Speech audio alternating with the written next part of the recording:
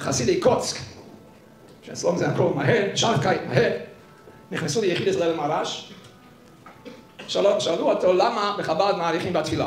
והם עוד הכינו משל, אם יש יהודים שנוסעים ברכב בעגלה, מובילים איזה עגלה, שהשקוצים, ככה אמרו, זורקים אבנים על היהודים שבתוך העגלה, אז מה עושים?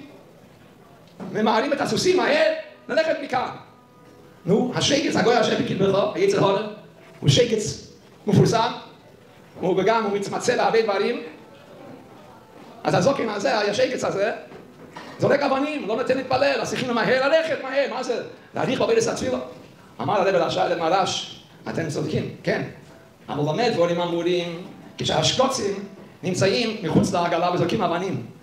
אבל אם כבר נכנסו בתוך העגלה, השם ישמור. היצהורת עליהם מכרוכם טיף-טיף, אז צריכים להעמיד את העגלה, לקחת את היצהורת, השקץ, לזרוק אותו על כל הריחות, ולהתפלל במסינוס ובהליכוס.